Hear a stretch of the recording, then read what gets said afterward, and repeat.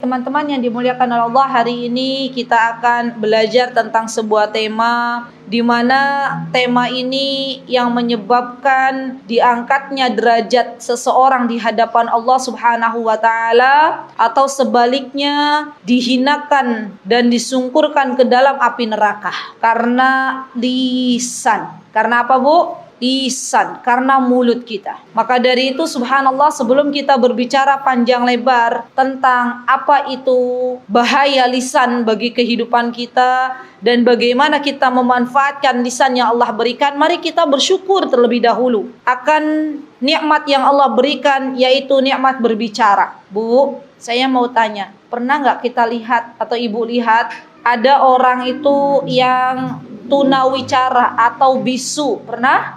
Kira-kira ketika ibu lihat ada orang bisu atau tunawicara, ada nggak dalam diri kita, alhamdulillah wahai Rabbku, Engkau telah memberikan kepadaku nikmat untuk berbicara? Ada rasa itu, Bu? Ada. Maka disyukuri dulu. Alhamdulillah, Allah yang telah memberikan kepada kita nikmat berbicara. Allah yang telah mengajarkan kepada kita untuk bisa berbicara.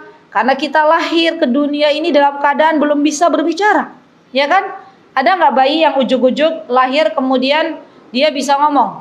Ada. Nabi Isa alaihissalam, ya kan?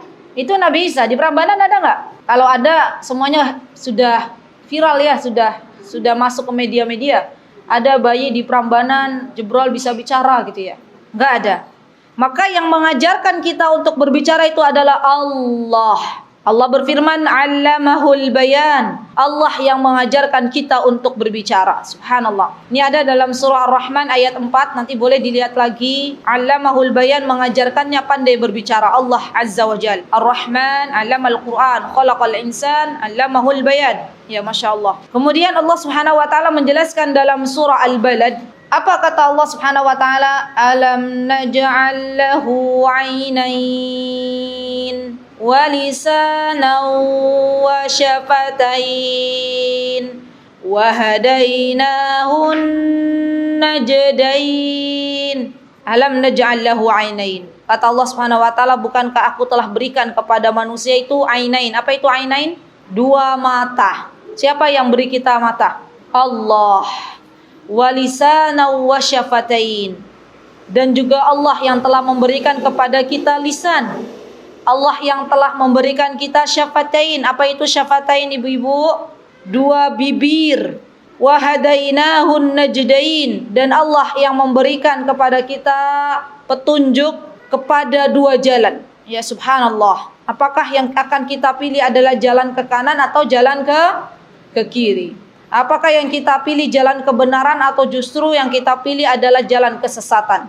Subhanallah. Maka ketika kita tahu bahwasanya lisan itu adalah nikmat dari Allah, sebagai tanda syukur kita kepada Allah adalah menggunakan lisan kita untuk sesuatu yang Allah ridai. Karena kata Imam Ibnul Qayyim, tidak disebut seseorang itu bersyukur kecuali telah memenuhi 3 rukun. Yang pertama, ini dalam bab lisan, dalam hati dia mengatakan bahwasanya yang memberikan lisan ini, yang memberikan mulut ini adalah Allah. Tidak ada yang bisa memberikan lisan. Gak ada orang jualan lisan. Gak ada orang jualan mulut. Ada gak orang jualan mulut? Gak ada kan? Ada gak orang jualan lisan? Gak ada. Kemudian setelah itu kita bersyukur dengan mengucapkan alhamdulillah. Ya, subhanallah. Alhamdulillah kita bisa berbicara. Alhamdulillah kita punya lidah. Yang ketiga, baru disebut bersyukur kalau dia gunakan anggota badannya, yaitu lisannya, lidahnya, untuk hanya mengucapkan kata-kata yang Allah ridhai. Catat ini baik-baik kaidah. Bahwasanya 3 rukun ini adalah kaidah yang memang harus kita catat dan harus kita amalkan agar kita disebut sebagai hamba Allah yang bersyukur. Subhanallah. Baik, kemudian teman-teman yang dimuliakan oleh Allah Subhanahu wa taala, ketahuilah bahwasanya lisan, apa yang terucap dari mulut kita atau mulut orang lain itu adalah cerminan hatinya. Ada nggak ibu-ibu di sini yang bisa melihat hati kawannya? Ada nggak? Nggak ada yang tahu. Kita bisa lihat, ya, walaupun tidak harus dibedah, ya, dibedah dadanya. Tapi kita bisa lihat sedikit ya tentang bagaimana hati seseorang itu dari ucapan yang ia ucapkan, dari apa yang keluar dari lisannya. Subhanallah. Imam Ibnul Qayyim rahimahullah dalam kitab beliau Al-Jawabul Kafi, ini Al-Jawabul Kafi ini kitab yang sangat bagus ya, dipelajari oleh kita semuanya. Kata beliau, perhatikanlah seseorang ketika berbicara. Ibu, kalau ada orang berbicara kita jadi pendengar yang baik, perhatikan, karena lisannya akan menegaskan kepada kita tentang apa yang ada di dalam hatinya. Subhanallah, manisnya, asamnya, tawarnya, dan pahitnya. Coba saya mau tanya, pernah nggak sih ibu-ibu bertemu dengan orang kalau berbicara tuh di depan kita ngeluh lagi, ngeluh lagi, ngeluh lagi? Pernah nggak? Misalnya gimana Bu? Misalnya ketemu sama orang, dia bilang hujan lagi, hujan lagi. Pernah nggak? Contohnya tentang mengeluh ekonomi. Tidak puas si istri itu dengan apa yang diberikan oleh suami. Wah, ini kok yuk bayar listrik sekian, minyak harganya tinggi gitu ya, biasanya ibu-ibu gitu ya. Padahal yang namanya rizki itu sudah ditakar oleh Allah. Mau minyak harganya melambung, tetap saja kita itu akan dicukupkan oleh Allah. Begitu Bu, ada lagi Bu. Saya itu punya anak, anakku begini-begini, punya suami juga begini-begini, punya ibu, terus semua dikeluhkan. Kira-kira kalau ibu bertemu dengan teman yang demikian, menurut ibu kan belum tahu hati isi hatinya, tapi terucap tuh keluar kata-kata mengeluh, menurut ibu, beliau termasuk orang yang pandai bersyukur atau tidak? Bisa kelihatan Bu, apa yang ada dalam hatinya? Bisa. Berarti dia belum pandai untuk bersyukur. Lakukan, dia laksanakan. Baik, jadi sepakat ya Bu, kalau mau lihat hati seseorang diantaranya adalah kita bisa lihat apa yang keluar dari lisannya. Kalau yang keluar dari lisannya dikit-dikit bilangnya misalnya minyak mahal, bilang alhamdulillah masih ada minyak untuk pisang goreng, alhamdulillah masih ada garam untuk lauk gitu ya, alhamdulillah walaupun suaminya itu masya Allah luar biasa, dia bilang alhamdulillah masih punya suami. Ada nggak yang bilang begitu? Anaknya luar biasa, masya Allah, aktifnya. Tidak terucap di dalam lisannya tuh, anakku nakal banget. Yang terucap, alhamdulillah masih punya anak. Kira-kira kalau ada orang begitu Bu, kira-kira ibu bisa nilai nggak dia pandai bersyukur apa enggak? Yang ada dalam hatinya, pandai bersyukur. Jadi subhanallah, nggak bisa bohong yang namanya lisan, karena dia cerminan hati seseorang. Allahu Akbar. Nah, kemudian kata Imam Ibnul Qayyim dalam kitab Zadul Ma'ad, beliau ulama Ahlus Sunnah wal Jamaah. Apa kata Imam Ibnul Qayyim Al-Jauziyah? Kata beliau, orang yang busuk akan terpancar dari hatinya kebusukan melalui lisannya.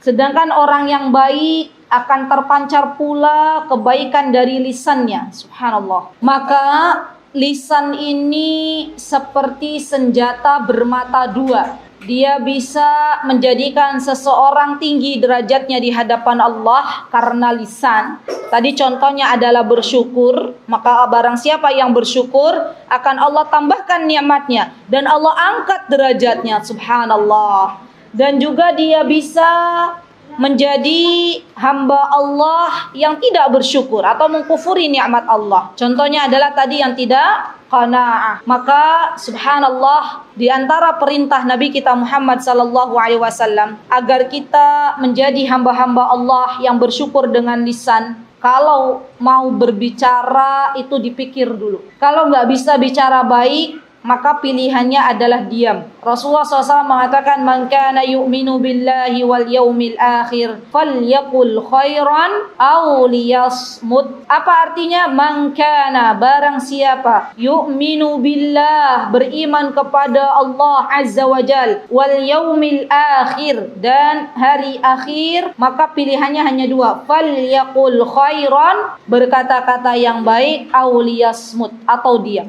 Ibu yang dimuliakan oleh Allah, terkadang kita perempuan itu bicara dulu baru pikir. Kalau laki-laki itu kebalikannya. Ibu pernah ketemu dengan laki-laki, ada nggak laki-laki yang secerewet perempuan? Ada, tapi jarang, ya kan? Biasanya lebih cerewet itu perempuan apa laki-laki? Perempuan, apa-apa dibicarakan gitu ya. Apa-apa diomongin. Bilang ke anaknya, mencela-cela anaknya, doain nggak baik, baru dia berpikir, ya Allah, kenapa tadi kok saya doain keburukan kepada anak saya? Kenapa kok saya tadi mengata-ngatai tetanggaku dan teman-temanku demikian? Ya Allah, baru sadar itu baru setelah terucap. Subhanallah. Dan ada loh Bu, perempuan-perempuan yang subhanallah kalau keluar kata-kata dari mulutnya itu yang di samping-sampingnya nggak nyaman. Setiap kali dia berbicara, yang ada tuh samping-sampingnya terluka. Karena dia berbicara sesuatu yang subhanallah tanpa disadari itu membuat nyelkit, ketus gitu. Pernah nggak sih ketemu dengan akhwat begitu, dengan perempuan begitu? Na'udzubillah. Hati-hati ya ibu-ibu. Kalau orang suka ngadu domba antara teman-teman, yang kesini ngomongin ibu Tukiem, depan Bu Tukiem ngomongin Bu Tumira, depan Bu Tumira jelek-jelekin ya. Subhanallah, subhanallah. Ya, alhamdulillah, doa-doa sama Allah, ya Allah, berikanlah kepadaku teman-teman yang salihah.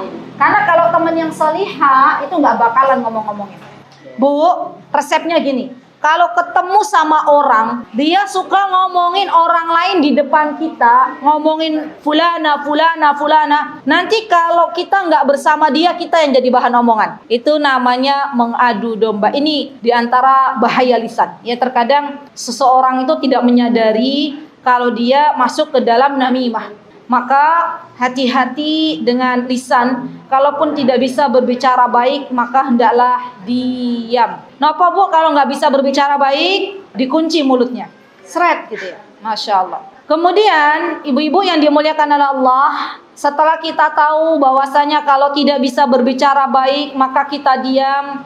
Yang kedua, ingatlah bahwasanya di setiap diri kita itu ada malaikat-malaikat yang mencatat apa yang keluar dari lisan kita. Kata Allah Subhanahu wa taala mengabarkan dalam surat Al-Qaf, a'udzubillahi minasyaitonirrajim, idz yatalaqqal mutalaqqiyani 'anil yamini wa 'anil shimali qa'id, ma yalfidhu min qawlin illa ladaihi raqibun atid.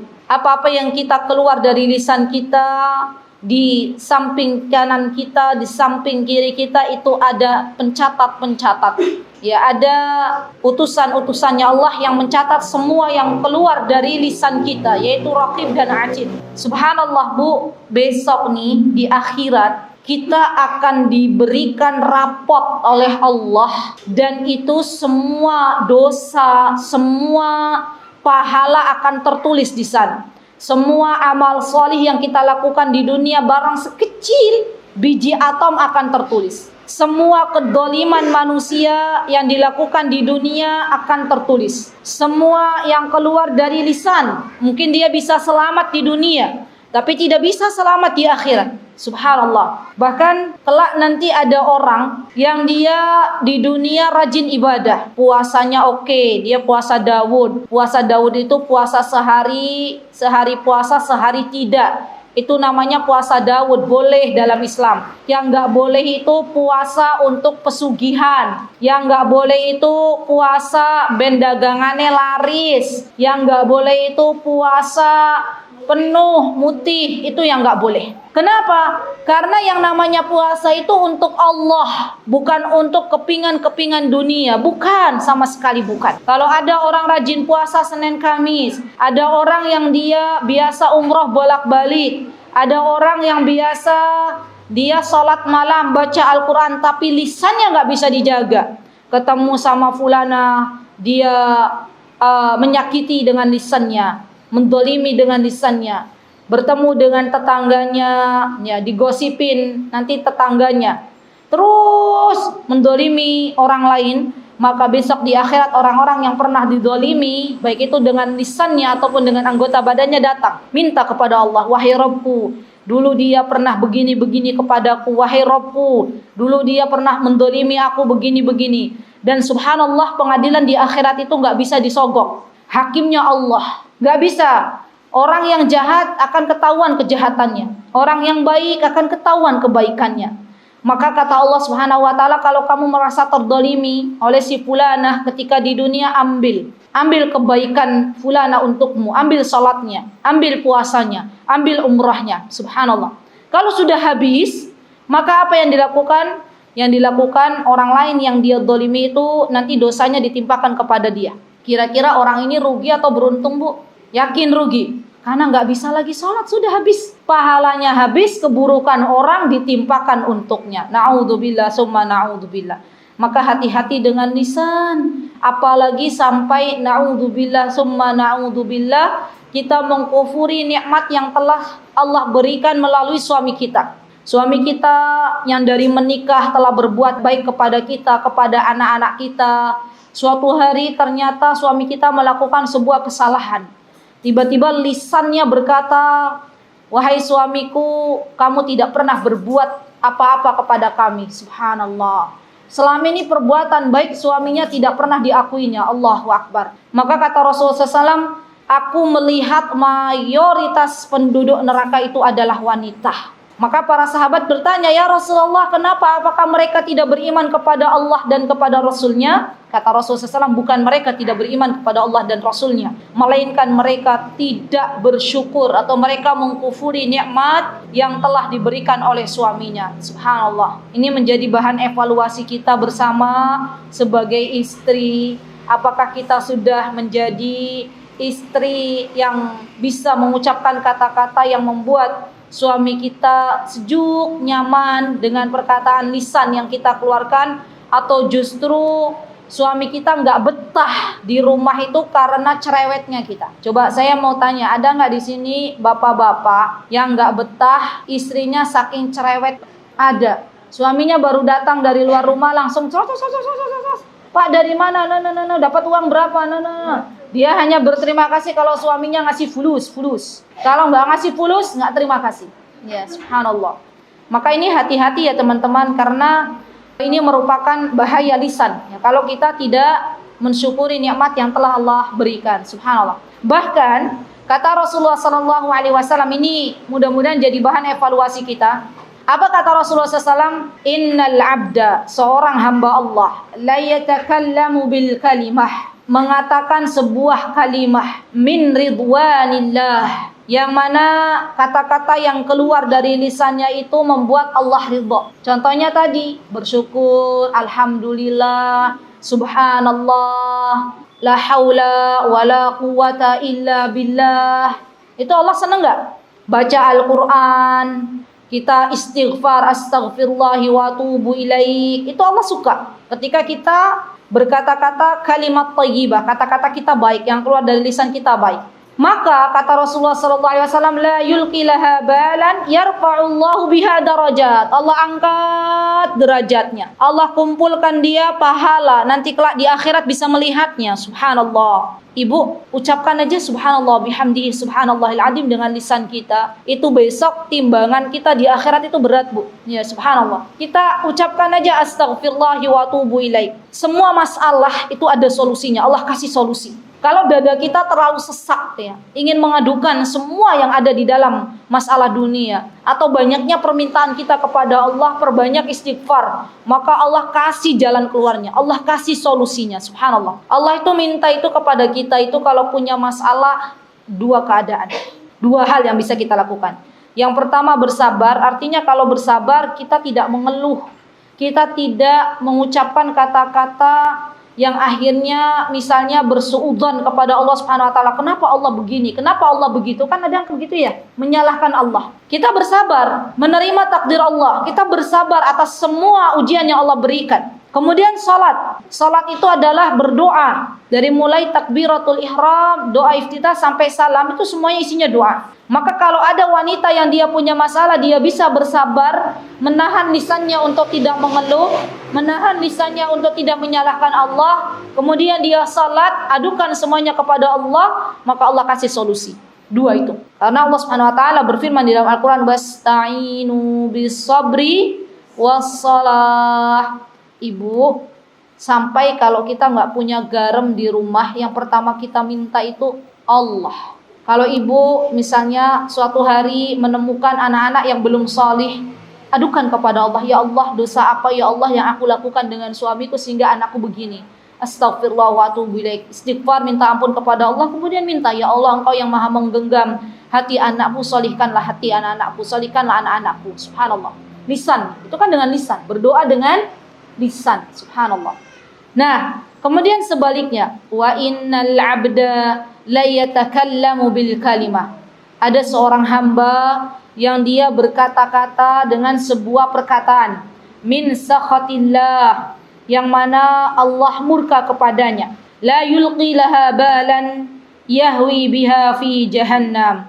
Maka apa yang dia katakan itu akhirnya membuatnya dia masuk ke dalam neraka. Kira-kira perkataan apa, Bu? Contohnya, Bu?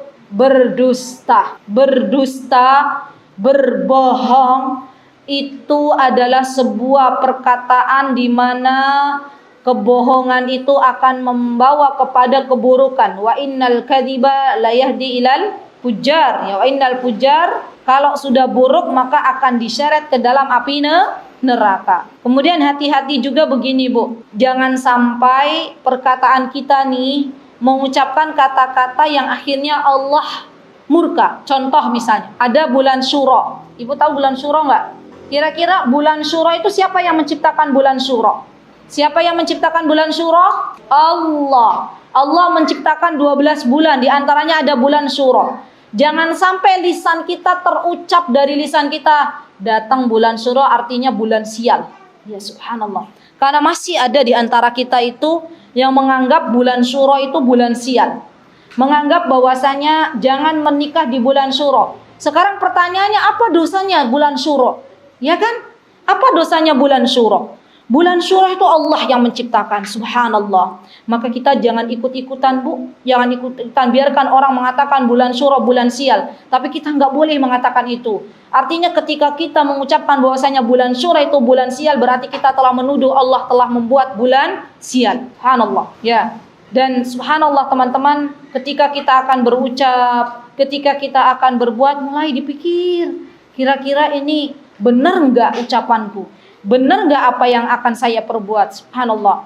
Dan ini butuh proses, ya, masya Allah. Taib. Kemudian setelah kita tahu bahwasanya kita harus bisa memilah dan memilih kata-kata kita, maka ada hadis yang membuat Rasulullah Shallallahu Alaihi Wasallam sampai mengucapkan ketika ditanya oleh seorang laki-laki. Apa pertanyaan yang datang dari laki-laki tersebut, yaitu dari Sufyan bin Abdullah As-Saqafi. Beliau bertanya kepada Rasulullah SAW, "Ya Rasulullah, katakan kepadaku dengan satu perkara yang aku bisa berpegang dengannya." Subhanallah. Bilang ke Rasulullah, tanya ke Rasulullah, kira-kira apa sih yang bisa saya lakukan sehingga saya itu bisa memegang ini sampai seumur hidupku. Kemudian kata Rasulullah SAW, katakanlah Rabbku adalah Allah. Lalu istiqomahlah. Kemudian kata laki-laki ini, ya Rasulullah, apakah ada yang paling engkau khawatirkan daripadaku? Maka kata Rasulullah SAW, fa'akhadha bilisanih. Rasulullah pegang lisan beliau dan beliau katakan, aku khawatir kepadamu dan kepada umatku itu lisan. Apa, Bu? Lisan, lidah. Subhanallah. Maka hati-hati ketika lidah ini ternyata tidak bisa berbuat atau berkata-kata baik, maka Allah akan seret ke dalam neraka jahanam. Na'udzubillah, tsumma na'udzubillah. Baik, kemudian kita juga bisa mengambil contoh dari seorang tabi'in, yaitu Abu Hazim Salamah. Kata beliau, ini perhatikan, hendaklah kita nih orang-orang beriman berhati-hati dengan lisan kita sebagaimana kehati-hatian kita dengan kedua kaki kita. Bu, ibu kalau dari rumah mau keluar, mikir enggak kakinya mau dilangkahkan kemana? Dipikir enggak? Kakinya saya mau ke masjid, mau taklim, mau ke pengajian, ke pengawasan. Dipikirkan, Bu? Saya mau ke pasar, belanja. Dipikir enggak? Dipikir.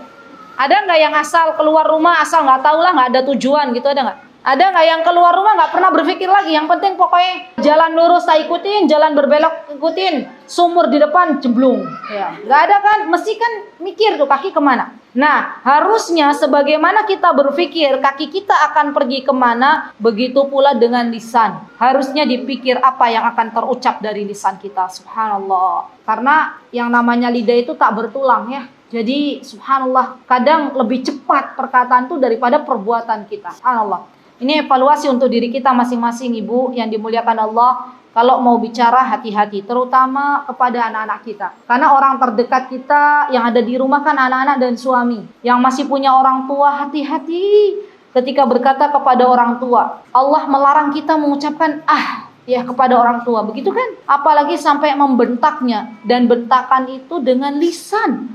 Subhanallah. Maka sayangi mereka, lembutkan ucapan-ucapan kita, lisan kita ucapkan dengan perkataan yang baik. Sayangi mereka, kedua orang tua kita, karena mereka itu adalah jalan untuk kita dimudahkan masuk ke dalam surganya Allah Subhanahu wa taala. Hati-hati ketika akan berbicara dengan anak kita, karena sesungguhnya semua yang keluar dari ucapan kita sebagai seorang ibu itu adalah doa. Kalau doa yang kita tahu bahwasanya yang keluar itu adalah doa, maka kita hendaklah mendoakan anak-anak kita dengan kebaikan. Walaupun anak-anak kita luar biasa nakalnya, yang terucap itu adalah doa. Saya teringat, Bu, ada seorang ulama, ada seorang, kalau kita di Indonesia nyebutnya Pak Kiai ya. Di Yaman itu seorang ulama ini dulu waktu masih kecilnya, yo ngayel, yo Allahu Akbar deh, pokoknya Masya Allah lah, luar biasa.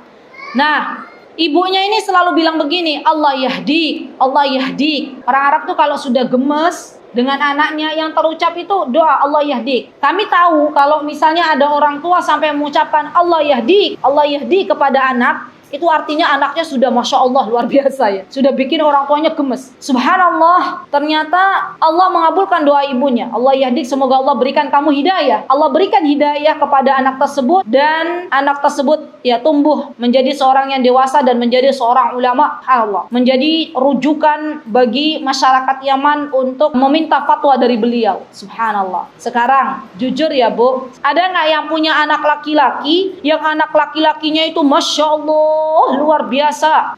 Allahu Akbar, Alhamdulillah. Baik teman-teman, ini PR untuk kita yang menjadi guru-guru TPA di kampung-kampung. Itu kita seringlah kenalkan Allah itu baik kepada anak-anak. Karena anak-anak sebelum usia mereka 10 tahun, usia-usia sebelum, atau lagi guru-guru TK itu harus mengenalkan Allah kepada anak-anak. Ya, siapa yang ngasih makan ke kita? Allah. Siapa yang kasih minum? Allah. Sehingga anak-anak tumbuh rasa cinta kepada Allah Subhanahu wa taala. Baik, ibu-ibu yang dimuliakan Allah, ini terakhir insyaallah. Maka yang perlu kita lakukan adalah kita harus menjaga lisan kita. Karena kita tahu bahwasanya lisan ini bisa menjadikan kita masuk ke dalam surganya Allah, dan bisa menjadikan kita masuk ke nerakanya Allah Subhanahu wa taala. Ada hadis dari Nabi kita Muhammad SAW yang sangat bagus. Kata beliau, man yadman li baina lihyaihi wa baina rijlaihi adman lahul jannah. Barang siapa yang bisa menjaga untukku apa yang ada di antara dua rahangnya. Dua rahang itu maksudnya mulut, ya lisan. Dan apa yang berada di antara dua kakinya, maksudnya kemaluan. Niscaya aku jamin dia untuk bisa masuk surga Allah Subhanahu wa taala. Walaupun kita tidak tahu kaki kita akan kita injakkan ke neraka atau ke surganya Allah, tapi yang jelas Rasulullah SAW telah mengabarkan berita gembira bahwa barang siapa yang bisa menjaga lisannya hanya berucap kata-kata yang baik yang jadikan Allah ridha, atau menjaga kemaluannya hanya diberikan kepada suami kita, maka dia berhak untuk masuk surganya Allah Subhanahu wa taala. Semoga Allah Subhanahu wa taala membimbing lisan-lisan kita untuk senantiasa bicara yang baik-baik. Semoga Allah Subhanahu wa taala mengampuni dosa-dosa kita yang telah terucap dari lisan-lisan kita, dan semoga Allah Subhanahu wa taala mewafatkan kita dalam keadaan husnul khatimah. Amin, Allahumma amin. Kesempurnaan hanya milik Allah Subhanahu wa taala, dan kelalaian serta kekurangan milik saya pribadi. Saya mohon maaf yang sebesar-besarnya. Aqulu qauli hadza wastaghfirullah li wa lakum wa akhiru da'wana anil hamdulillahi rabbil alamin. Wassalamualaikum warahmatullahi wabarakatuh.